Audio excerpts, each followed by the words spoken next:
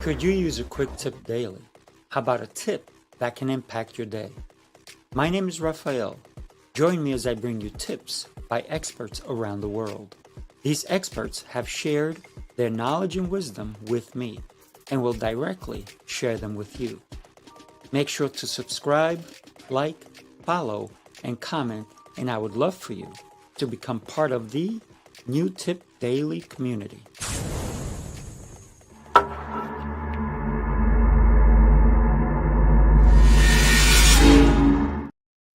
Good morning. Happy Thursday. I hope you're doing exceptional.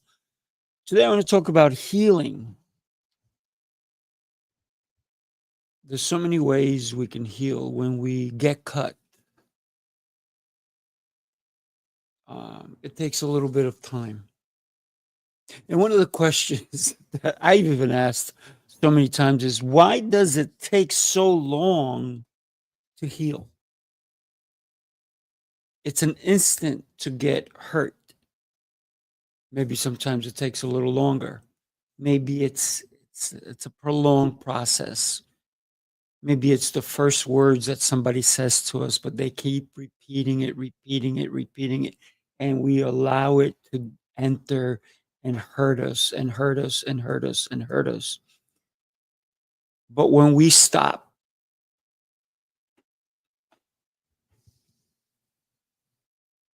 when we accept that we cannot handle that anymore, we don't want it.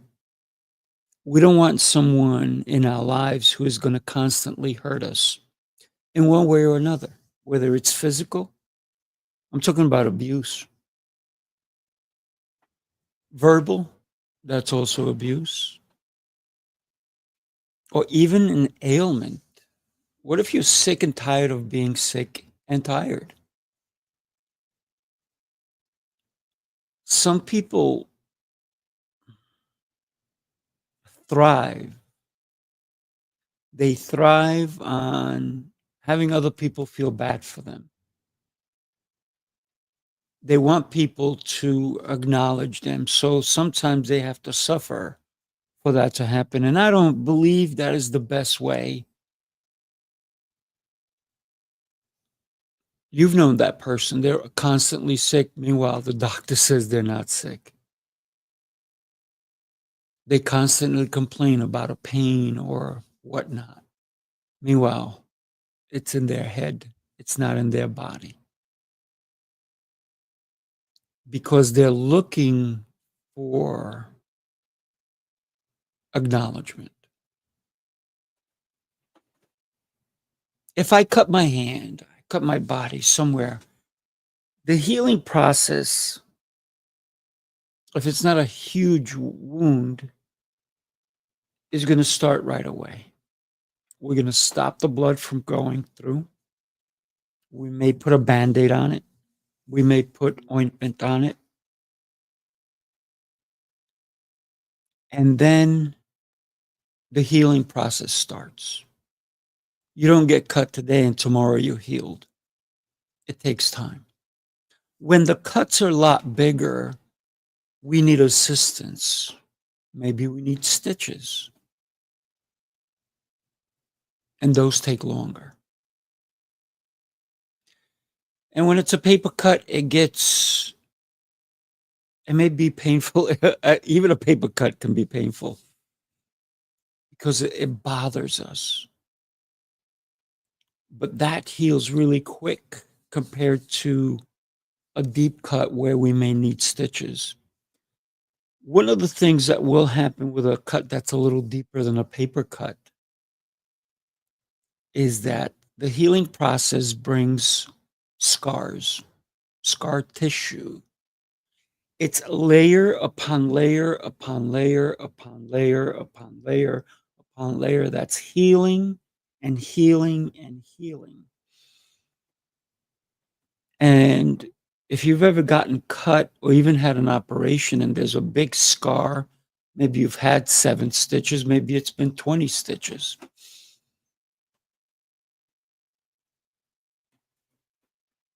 The healing process starts right away.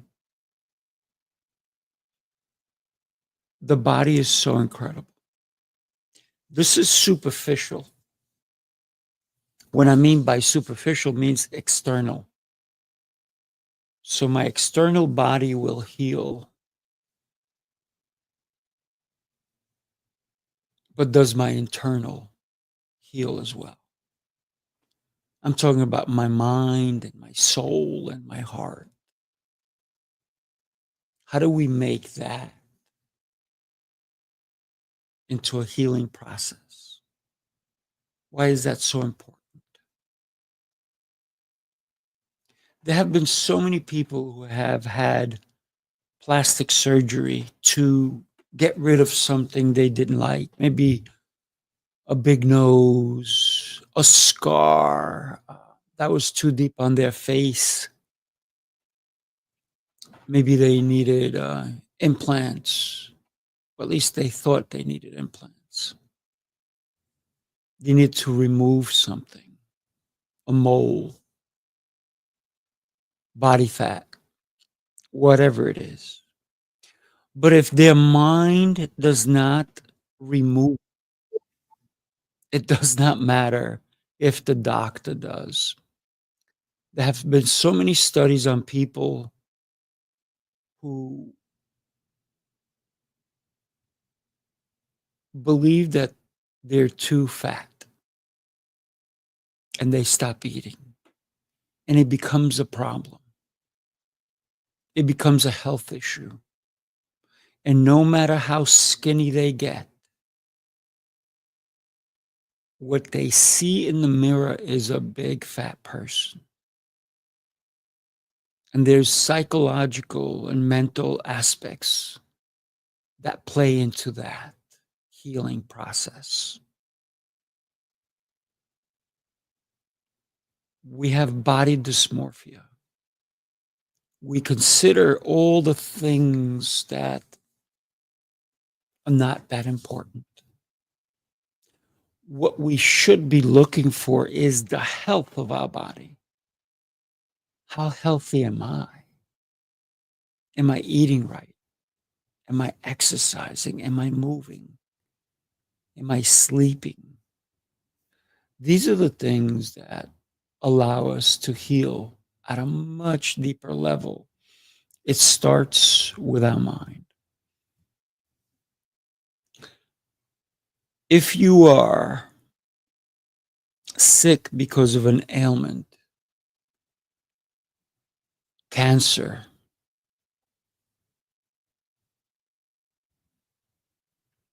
that's a tough one. Maybe you're going through chemo.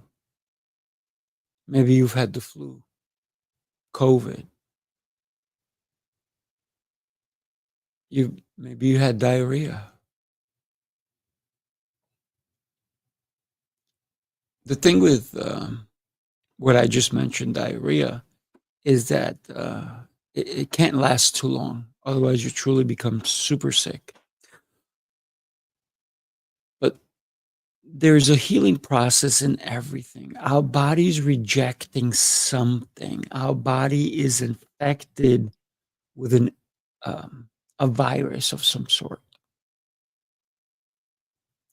Sometimes our body can heal, just like a cut. It heals. A body can heal.